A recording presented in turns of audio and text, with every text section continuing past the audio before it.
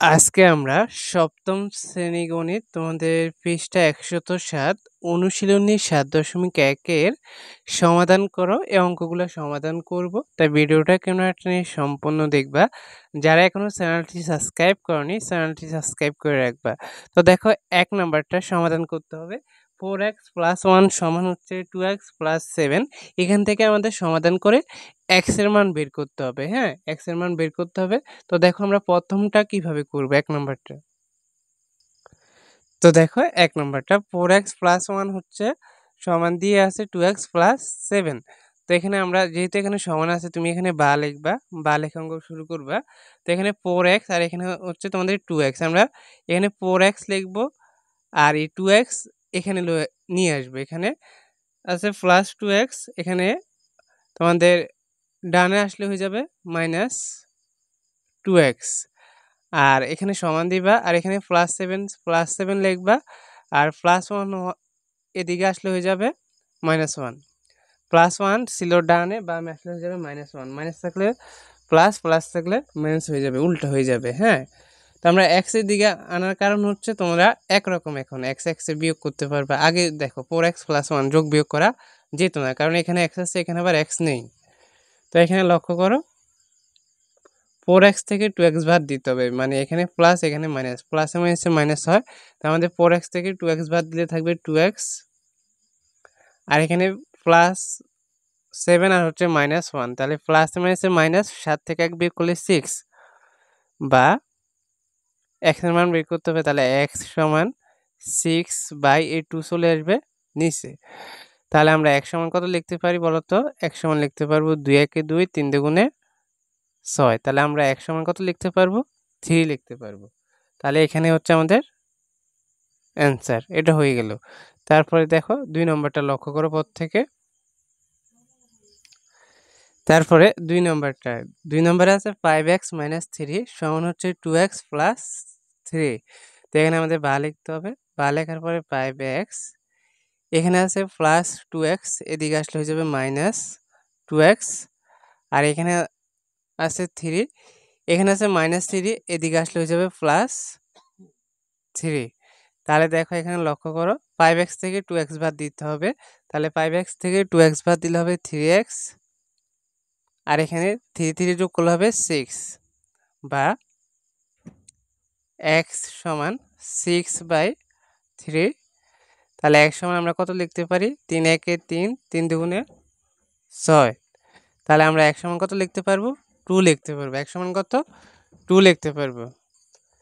তারপরে দেখো 3 নম্বরটা, 3 নম্বরে আছে 3y + 1 সমান হচ্ছে 7y হচ্ছে 1। তো এখানে বা দিয়ে অঙ্ক শুরু করবা। তো 3y লিখবা, তারপরে এখানে হচ্ছে +7y হয়ে যাবে -7y, আর এদিকে আছে -1, এদিকে আছে +1 হয়ে যাবে -1। তারপর লক্ষ্য করো 7y থেকে 3y বাদ দিলে হবে 4y, মাইনাস চিহ্ন হবে যেহেতু এখানে -7y বড়, আর এখানে মাইনাসে মাইনাসে +1 1 যোগ করলে হবে 2, মাইনাস চিহ্ন দিতে হবে। হ্যাঁ, যেহেতু -1 বড়। তাহলে দেখো আমরা এখন উভয় পক্ষে মাইনাস বাদ দিয়ে দিব। 4y সমান হচ্ছে 2, উভয় পক্ষে মানে এদিকেও মাইনাস বাদ, এদিকেও মাইনাস বাদ। তো আমরা এখন লিখতে পারি বা y সমান 2/4, y সমান 2/4। তাহলে এখন আমরা কাটাকাটি করব, 2 একে 2, 2 দুগুণে 4। তাহলে দেখো y সমান কত হবে? y সমান হবে আমাদের 1/2, মানে হাফ। এটা হয়ে গেল। তারপরে 4 নম্বরটা, 4 নম্বরে কি আছে? 7y - 5 সমান হচ্ছে y - 1। তো এখানেও সেম ভাবে করব, বা 7y, এখানে আছে +y, এখানে হয়ে যাবে -y, আর -1, এখানে আছে -5 হয়ে যাবে +5।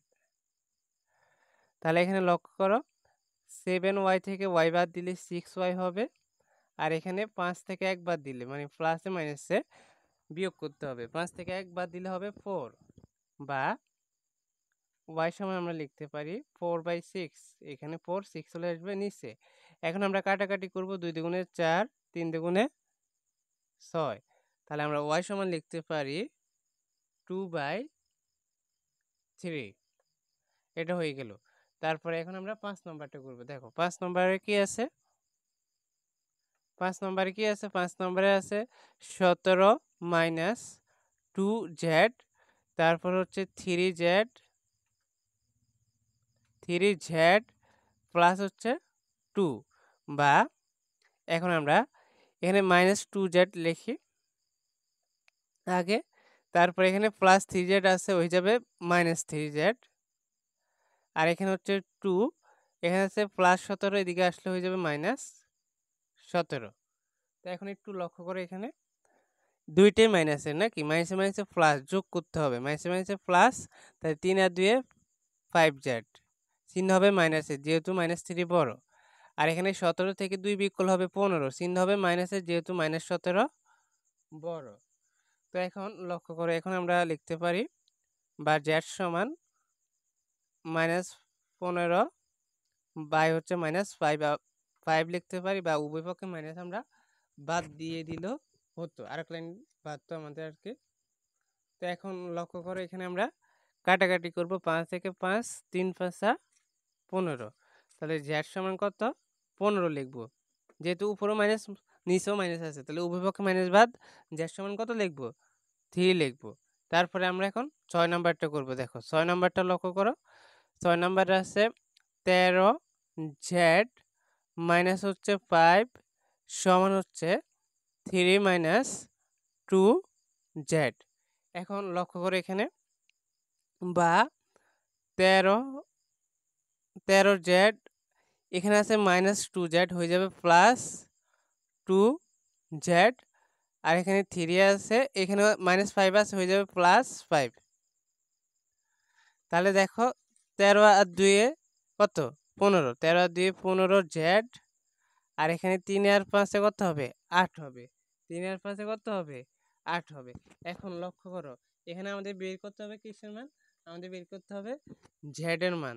তো আমরা এখন লিখব বা z সমান 8/15। দেখো এখানে কাটাকাটি করা যাবে না, তাহলে এখানে যেহেতু কাটাকাটি করা যাবে না, তোমরা এখানে অ্যান্সার দিয়ে দিবে, এটা কাটাকাটি আর যাবে না, কাটাকাটি গেলে আমরা কাটাকাটি করতাম। হ্যাঁ, একের পরে আমরা দেখো 7 নম্বরটা করব।